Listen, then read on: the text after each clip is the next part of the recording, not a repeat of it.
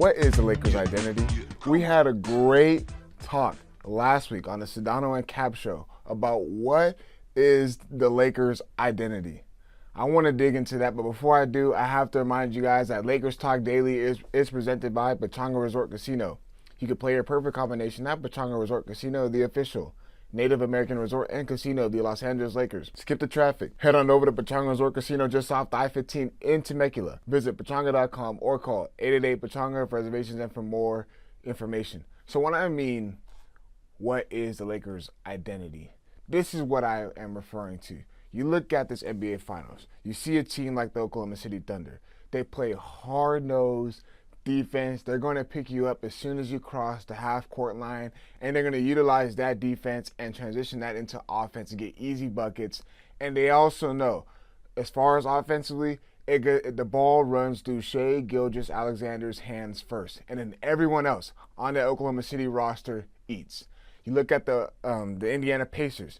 They run. They run off of misses, and they also run off of makes. The ball is going to be in Tyrese Halliburton's hands, but he does a great job of creating for others. And they got other guys who knock down threes. They got a lot of spot-up shooters. And they also know that if there's a dunk, if there's a make basket, we're going to get out and run. The Pacers do a lot of havoc. And they're also going to pick up 94 feet. Every single game that they have done in this playoff series, they have picked up 94 feet. And they do a great job of running and pushing the tempo on the basketball floor. So you see, those are two identities for a team like that. Then you can even go down deeper. The Houston Rockets, hard-nosed, physicality. They're going to just do whatever it takes possible on the defensive end to frustrate offensive players. They're going to be fouling. They're going to take a lot of hard fouls. They're going to be pushing, shoving, real physicality with that Houston Rockets team. I'm just naming teams. For example, they have those identity. You understand that is the Houston Rockets identity, the Thunder's identity, the Indiana Pacers identity. The Lakers did not have an identity going into the season. They did have identity going into the season. But then when the Luka Doncic trade happened and then going into the offseason, the Lakers didn't really have no identity. The ball was in Luka Doncic's hands. They run a pick and roll. They try to get the lob. They try to implement what he was doing with Dallas. Did not work, and not necessarily the case with the Lakers. And then when Luka Doncic wasn't getting going, it was, okay, here you go, LeBron. Let's go iso ball one-on-one and see if you can take him. Here you go, Austin Reeves. Let's go iso ball one-on-one. You see what you can do. There was no real offensive schematics, and even though the Lakers did try to implement one, as soon as Luka Doncic came in, the whole offense was pick and roll screen, try to get a lob. If not, kick out one-on-one. Pick and roll screen, try to get a lob. If it wasn't there, one-on-one. And that didn't cut it, obviously, going into the playoffs against the Minnesota Timberwolves. So if you're going to try to get a Luka Doncic identity, a Luka Doncic system, what he had in Dallas, this is what he had. He had two lob threats in Derek Lively and Daniel Gafford, two guys that will go in there and rebound the basketball, real physical on the defensive end, especially on the boards, but they were able to catch the ball and go straight up. And that's what the Lakers need if they want to try to build an identity around Luka Doncic. But also, you're going to need to take in consideration that he is not that good of a defender.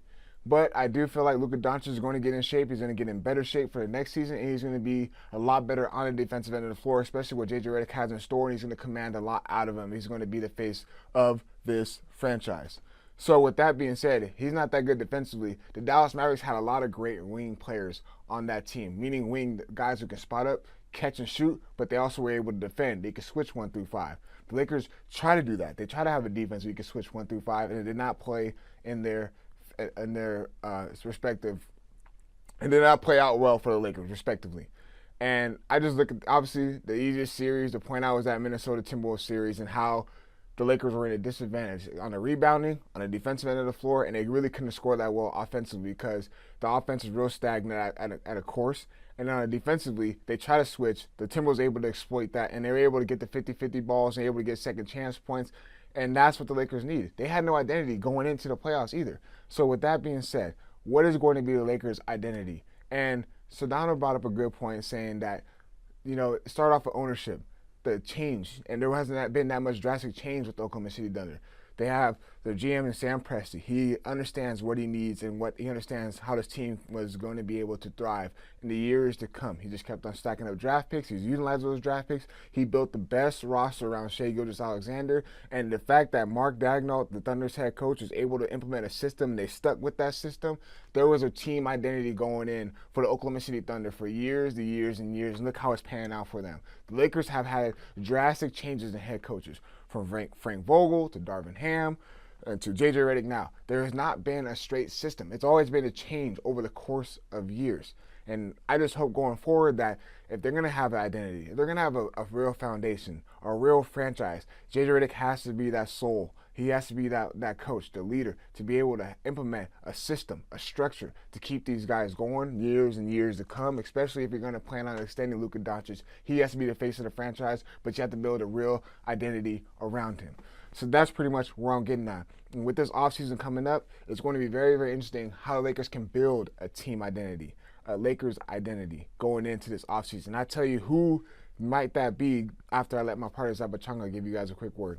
At Pechanga Resort Casino, you can rock and roll, sip and slide, twist and shout. Play your perfect combination at Pechanga Resort Casino, official Indian gaming sponsor of the Lakers. So, Brian Windhorst came out this morning on Get Up saying already, hey, as soon as the NBA Finals is over, as soon as we get rolling into the NBA draft, there's going to be moves already coming in the next couple of weeks. He said Shams Charania has already cleared his calendar, and he's expected to see a lot of moves being made this offseason for the NBA.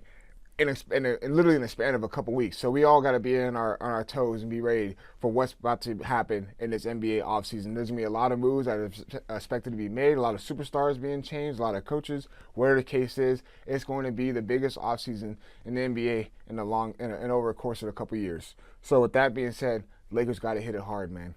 And I can't stress it enough. They have to hit it hard if they want to be a championship-level contending team. Got to get a big man. I can't stress it enough. I want Jared Allen. I think Jared Allen will be a great fit with this Lakers, especially what we've seen what JJ Redick has done early on in his coaching career. As far as defensively, we want to switch 1 through 5. We want to be able to guard, keep guys in front, limit second chance opportunities. That's what Jared Allen can do. He can guard 1 through 5. He can rebound really well. He has a soft touch around the rim. Great pick and roll guy. As soon as he catches it, he looks to score, and he's not afraid to go up and put it up. And he also can be a great lob threat for Luka Doncic. They need wings. They need guys who can score as far as catch and shoot, but they also need guys who can defend at a high level. I like what Dorian Finney-Smith was able to do with this Lakers team. He was able to defend. He can switch 1 through 5, but he also was able to knock down that 3 ball. Lakers are going to need a lot of role players, guys who can come in early and play, give guys rest like Luka Doncic, Austin Reeves, LeBron James. They can't go into the season with only trust in 5 or 6. They need to be able to have a trust in 7 or 8, like the Thunder, deep in the rotation, the Pacers, deep in the rotations. That's what they need. So this offseason is going to be very, very interesting. The Lakers need to hit it hard. There's no excuse for Rob Pelinka and his Lakers front office to not hit the NBA offseason hard and get acquisitions to help this Lakers team contend for a championship title. And that's what Lakers' mindset needs to be going into this offseason for next year.